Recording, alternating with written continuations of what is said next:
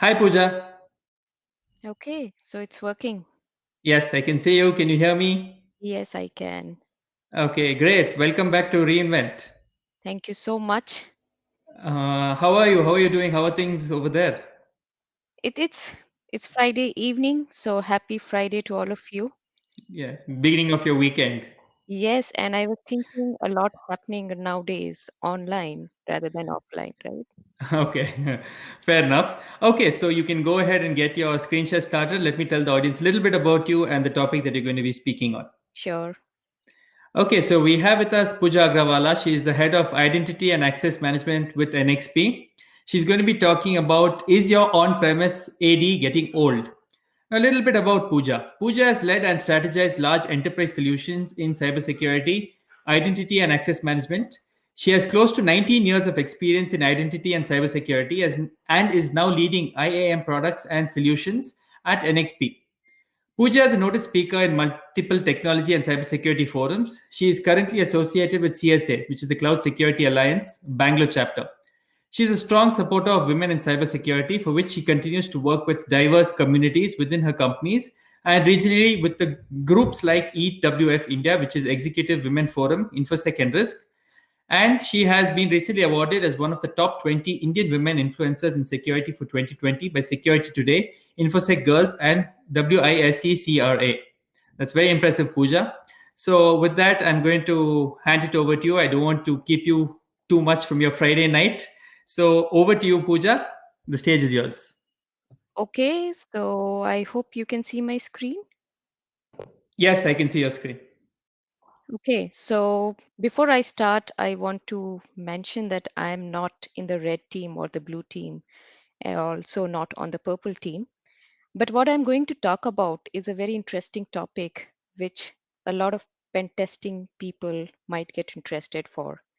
So please pay attention. I know it's Friday evening for most of you, uh, but like I said, a lot of things are happening online rather than offline thanks to COVID. So let's proceed. So I think Aditya covered this slide for me. The best way to reach me is LinkedIn. So, if you want to search me, just search by my name and I'm very active there. Also, I'll be making some bold statements. So just for a word of caution, those are totally my opinion. And it's not something my organization is recommending. So I'll start. If I was in a classroom and with most of you, probably I'll ask by raise of hand, how many of you have seen this screen? I can't do that here, but I'm assuming that you have. And Pooja. Okay, great. So I'm assuming you have seen this screen and you have used this screen to log in to your workplace environment, right? So either you work from home or you work from office. This is how you get in. So if you are using the screen, that means your organization is using Active Directory. It's a Microsoft component, and let's talk about Active Directory. And before I start, I definitely would like to share some facts. So the first fact which I'm sharing is 90% of our world organizations are using Active Directory. It's very much part of Microsoft lock-in strategy, right? It comes bundled with Exchange, and Exchange was one of the most popular email option or solution which enterprise can get, and they get Active Directory free. While Active Directory comes free, it does has a lot of use. You can use it for authentication and authorization, and we'll talk about in a bit about what that could be. And Active Directory has become a critical infrastructure component. And when I say, is it getting too old? You might feel very hesitant to say yes. Also, I hope there are no Microsoft people because they will not like me. But like the keynote session from Mr. Haja talked about Microsoft vulnerability. I'm going to talk about a few of Microsoft vulnerability plus the approach.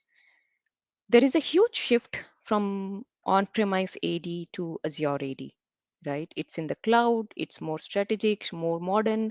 I'm hearing features getting added to Azure AD every now and then. But have you looked at what's happening with on-premise AD? Well, no new features even in the 2019 release, right? So that kind of tells us what, even if Microsoft is not declaring, maybe they are moving towards Azure AD. And then talking about the security posture of Active Directory, there is a site called adsecurity.org. If you go there, you can find out how we can use simple PowerShell scripts to get inside your AD, take a good look, and later take control. So it's a big problem for a large companies or even small companies to maintain the security posture by upgrading, by hardening, and whatnot. So, and how can I not talk about SolarWinds, right? And just to give an overview, if some of you don't know what it is, SolarWinds was the malware got inside a upgrade of a network monitoring system and got installed by around 18,000 companies. And slowly it started penetrating into your on-premise environment and eventually into Active Directory.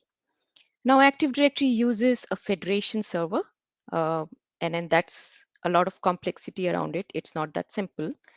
And the federation server, the hacker could get into the code, the token signing certificate, and can forge SAML tokens, and then got into the cloud and maybe into your Office 365 environment. So the entry point was your on-premise environment, and I won't say it's a vulnerable point, but the attack was mostly on AD and its tools.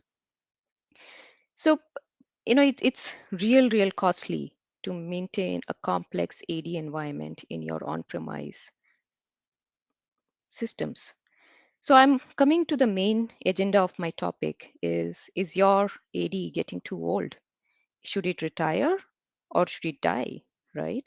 And just because I'm touching and making a very bold statement, I'm going to talk about with a little bit of history about what is AD, and then we can go from the 1 to 4th topic. So let's talk about a bit about the history of why AD, right? So AD was launched by Microsoft in 1999, a decade long, and it was mostly to compete with some players who were coming with directory servers. Those were mostly from Novell and Sun Microsystems. It's totally based on LDAP protocol. LDAP is lightweight data access protocol.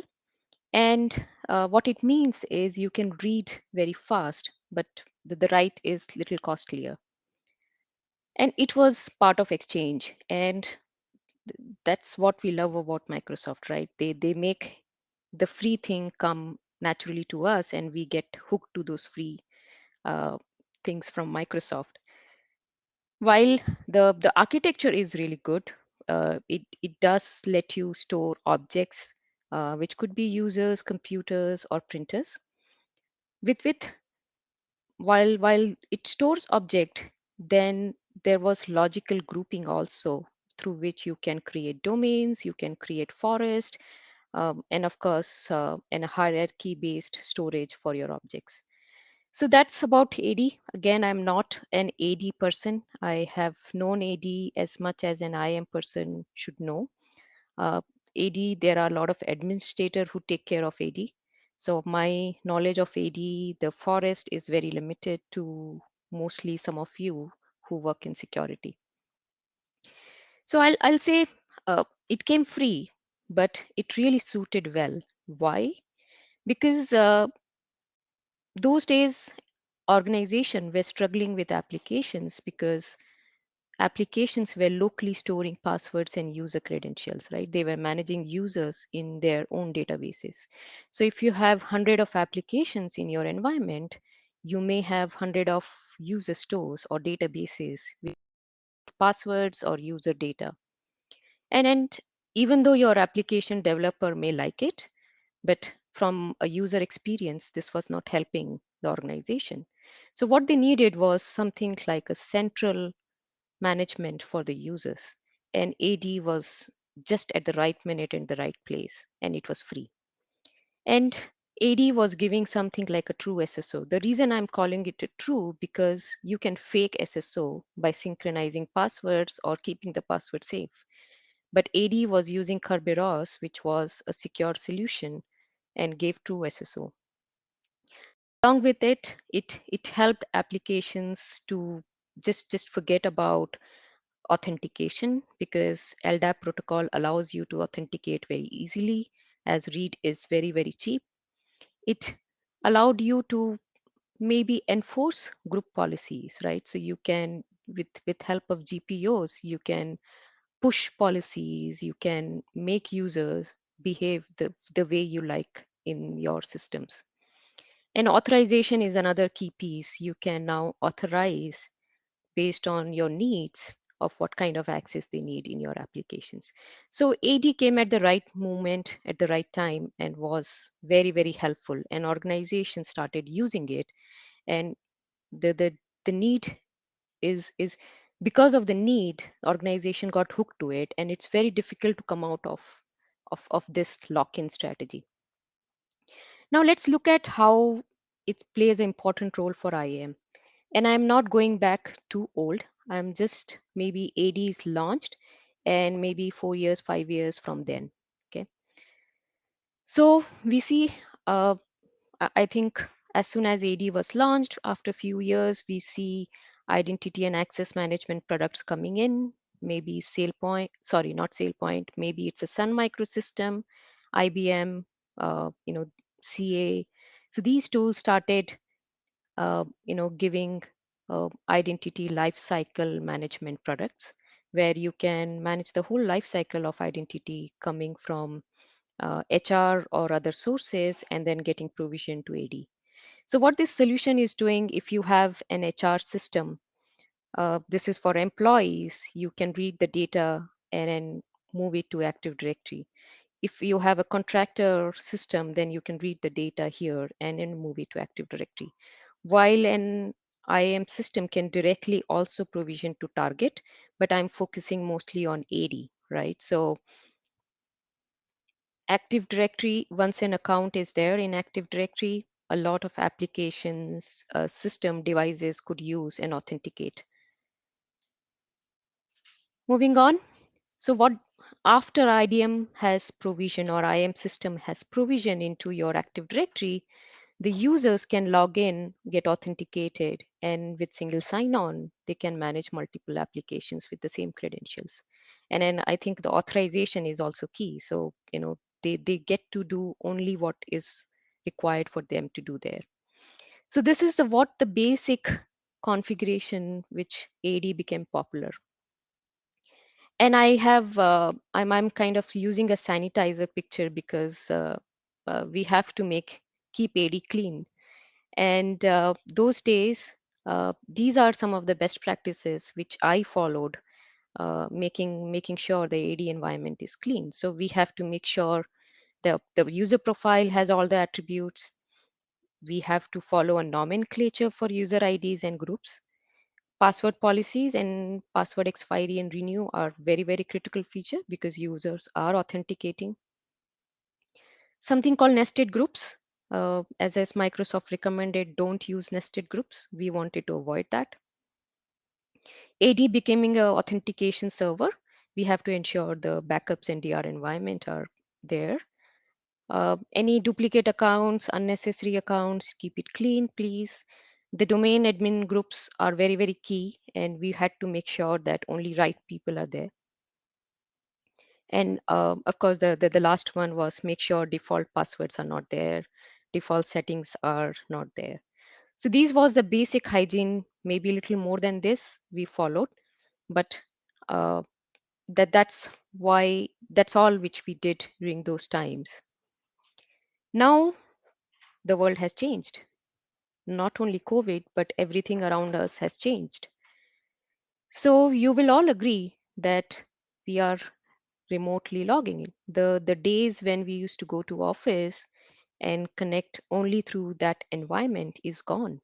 People are logging in anywhere and from any device, right? We used to have a single device which was stored in Active Directory, but now the user can log in from almost anything.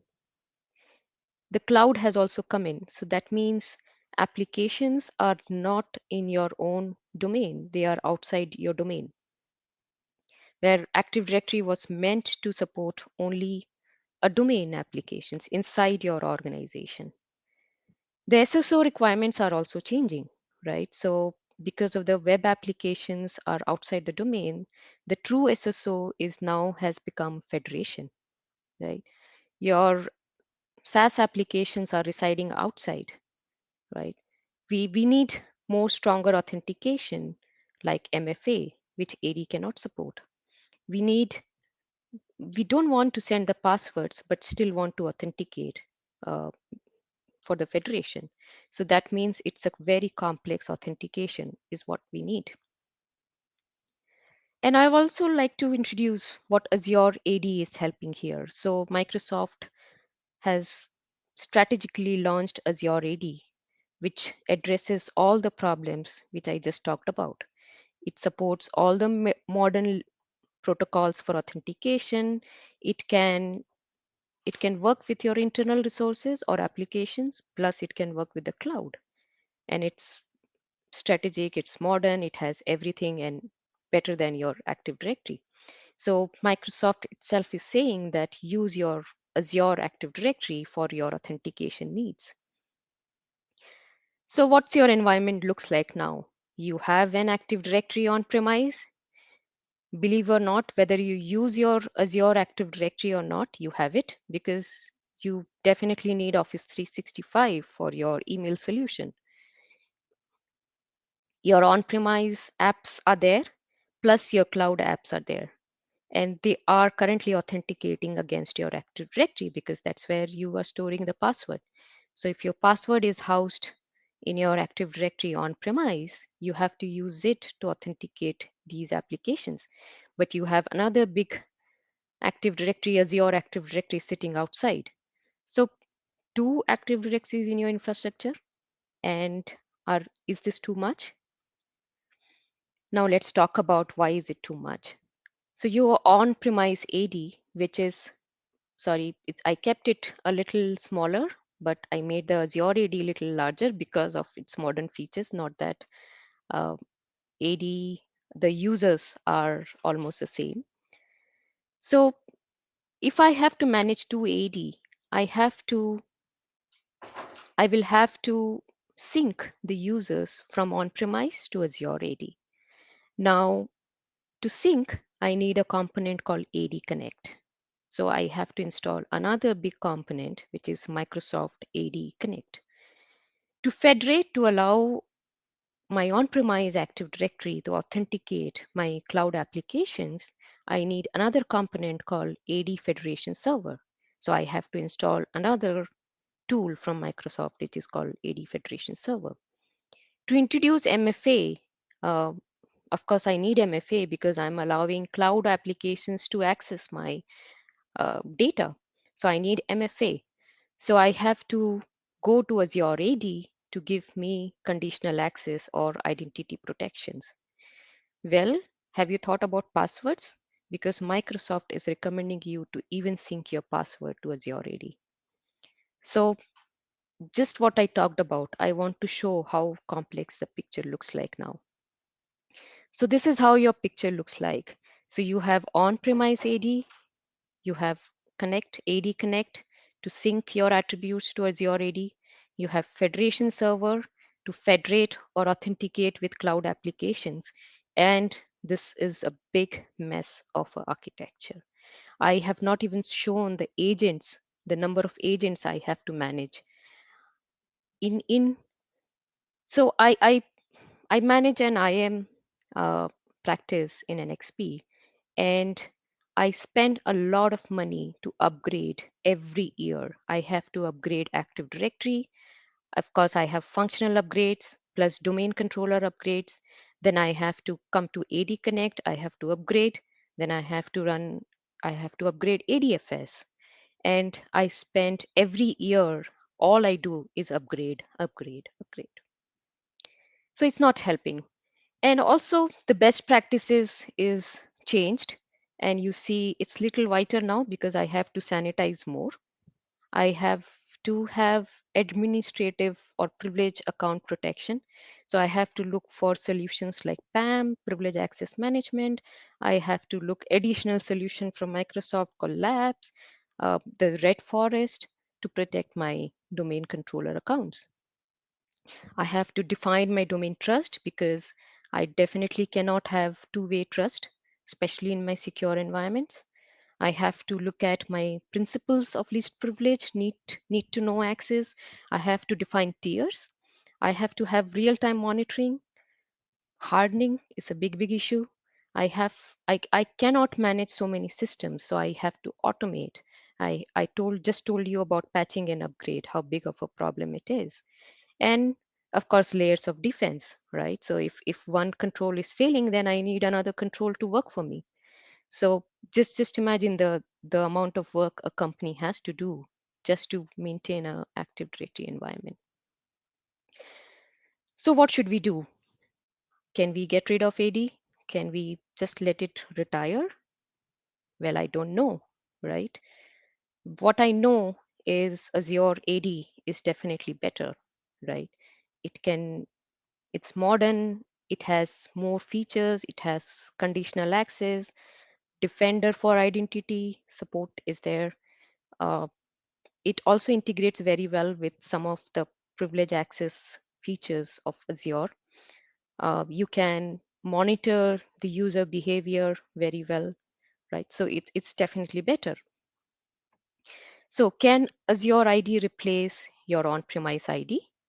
Can we do it just now? I don't know the answer. This is something you have to ask yourself, right? Can you make Azure AD the center of your IAM solution? Like I showed, IAM was provisioning to AD, on-premise AD. Can it directly do it to Azure AD? And we may be able to remove Active Directory in future. You have to ask that question to yourself. How will your IAM solution look? Do you need anything else there? Is it okay to get rid of AD now, or you need to have some temporary solution there and make it work? How will you make the switch? How are you going to convince your application people, your IT people to make that switch? And then by when do you think AD can retire or die from your environment? Because it's definitely a mess environment. Well, while you are going to answer these questions or going to ask and make your leadership believe that this is a problem, carefully be aware of these risk or points. So while I'm recommending you to come out of the lock-in strategy of Microsoft, maybe you can get into more lock-in strategy of Microsoft. So be very careful of how you're going to address vendor lock-in. Your tools and gaps, the problem which you are envisioning with Active Directory, may make sure you don't replicate them in your Azure Active Directory. So make sure you're aware of your tools, aware of your gaps ahead of time.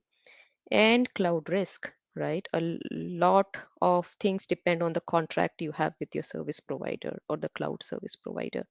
So please make sure you have your cloud risk taken care there. Application integration, what kind of applications are you migrating to the cloud, or you want to isolate your environment in-house? I think all those strategies should be considered before you make a decision.